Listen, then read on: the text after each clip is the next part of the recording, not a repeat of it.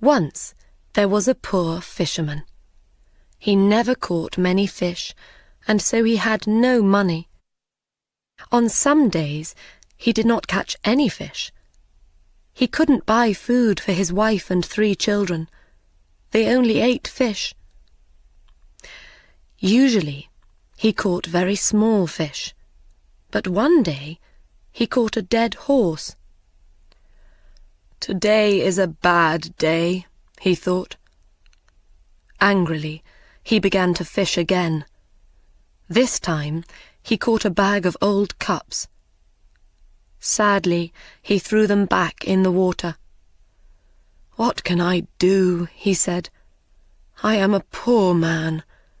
I want to sell fish. I want to buy food for my children." He tried again. This time he caught an old jar. It looked green, but then he looked again. It was dirty, so he washed it, and it was gold. There were some words on the top of the jar, but he couldn't read. The fisherman jumped up happily. "I can sell this now," he said. "Today is a good day." He looked at the jar carefully. "Perhaps there is something inside," he thought. "I'll open it." So he opened the jar and looked inside. Suddenly white smoke came out of the jar, and a great giant appeared. The fisherman was very afraid. The giant spoke. "Now, fisherman, I am going to kill you." "Why?" cried the fisherman. "What did I do?" "You opened the jar. For that I am going to kill you. How do you want to die? I can kill you with my hands, or I can throw you into the sea." "But why do you have to kill me?" "I will tell you," said the giant. "One day the king of the giants was very angry with me. I took his youngest and loveliest daughter for a walk by the sea, and he didn't like it. So he put me in this jar. I could not get out, because he wrote his name on the top of the jar. I could hear him from inside the jar. "Because you love the sea, you dog," he cried, "you can live in it." And he threw me in the water. I was in the jar for days and weeks. One day somebody will open this bottle, I thought, and I will make them into a great king or queen. But after 100 years, nobody opened the bottle. So I thought, I will make them into a king or queen, but not a great king or queen. After 200 years, I thought, where is this person? Now I will make them rich, but I will not make them a king or queen. After 300 years, I was very angry. When somebody opens the jar, I will kill them, I thought. You are that person, fisherman. How do you want to die? I have one question, said the fisherman. Will you answer it? I will, said the giant, but ask quickly. Were you in that jar? Yes, I was, answered the giant. You saw me. But you are so big. Your hand is as big as the jar. Think before you speak. Is there nothing inside your head? The giant was not very clever. I will show you, he said angrily. Suddenly, he disappeared into white smoke again, and the smoke went inside the jar. You see, he called from inside. The fisherman quickly put the top back on the jar. Ha! Now, giant, he said, I will throw the jar back into the sea. Perhaps somebody will find you in another 300 years. Please open the jar, called the giant. I will make you a rich man." "No, you will kill me," answered the fisherman. "No, I won't," said the giant. "I won't. I'll make you very, very rich." The fisherman thought for a minute. "All right then," he said, and opened the jar. White smoke came out of the jar, and the giant appeared again. He quickly threw the jar into the sea. "Thank you," he said to the fisherman. "I will not forget this. Come with me." The fisherman followed the giant round the city walls and over a mountain. There they came to a great blue and gold sea. In the water there were many fish. "Now, catch something. I will watch you," said the giant. In no time the fisherman caught 3 fish. 3 beautiful red, white, and gold fish. "Take these fish to your king," said the giant. "He will give you a lot of money for them." The giant disappeared, and blue and gold smoke went into the ground. When the king saw the fish, he said to the fisherman, "Those are beautiful fish. I will give you gold for them." Then he said to his servant, "Take these fish to the cook. We will eat them today." The fisherman took his gold home to his family. They ate a wonderful dinner of bread, meat, fruit, vegetables, and no fish. For the first time in their lives they were not hungry. The king's cook put the fish over the fire. They started to cook. Suddenly, the smoke from the fire went blue and gold, and a strange woman appeared in the kitchen. She spoke to the fish. "Fish, fish, are you doing your work?" The fish did not answer. Then their heads went up, and they said, "We are, and we are happy." The strange woman pushed the fish into the fire. The smoke from the fire went blue and gold, and the woman disappeared into it. The king and his servant came into the kitchen. "I am waiting for the fish. Where are they?" he said to the cook. He saw that the fish were in the fire, and he could not eat them. The cook told him about the strange woman. The king wanted to see the woman, so he sent for the fisherman.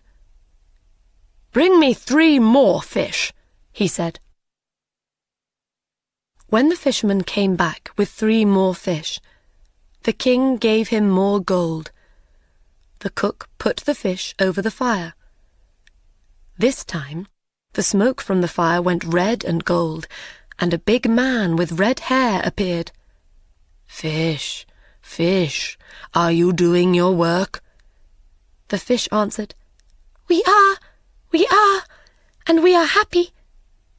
And the same thing happened. The man pushed the fish into the fire and disappeared into the red and gold smoke. The king did not speak for a minute. This was magic. Then he turned to the fisherman. "Where do you get these fish?" he asked. "I get them from a sea of blue and gold water over the mountain." "Do you know this sea?" the king asked his servant. "No. I often go across the mountain, but there is no blue and gold sea." "Will you take us there?" the king asked the fisherman.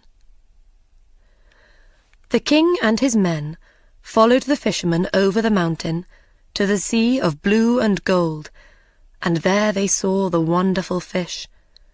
The fish were jewels in the water.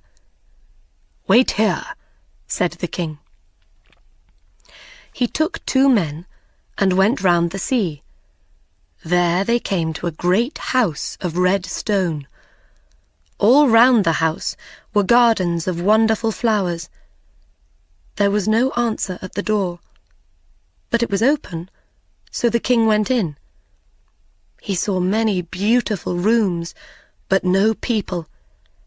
He came into a very large room with high windows. Somebody spoke. "When will I die? I don't want to live." The king saw a young man at the other end of the room.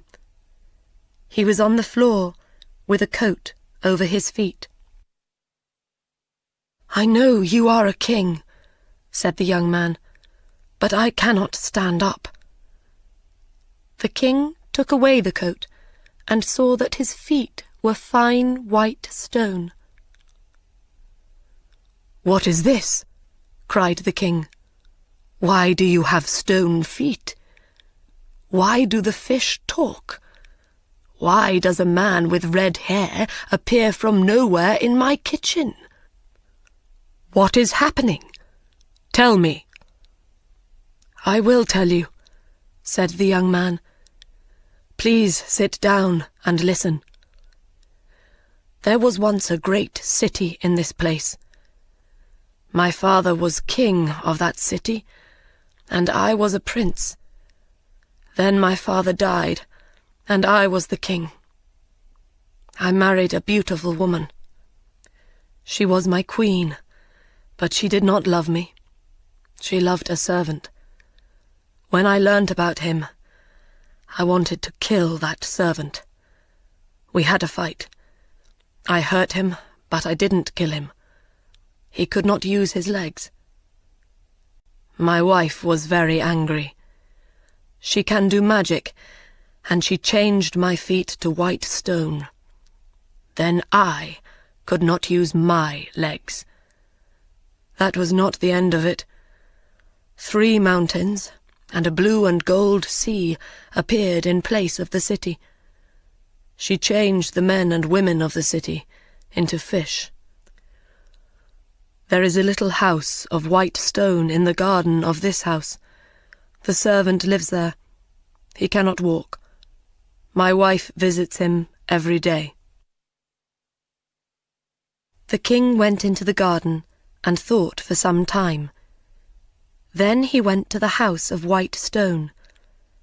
He found the servant inside and killed him.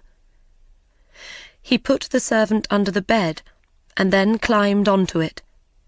He pulled the servant's jacket over his face. Some time later, the queen came in. "Are you happy, my dearest servant?" she asked. "No," said the king.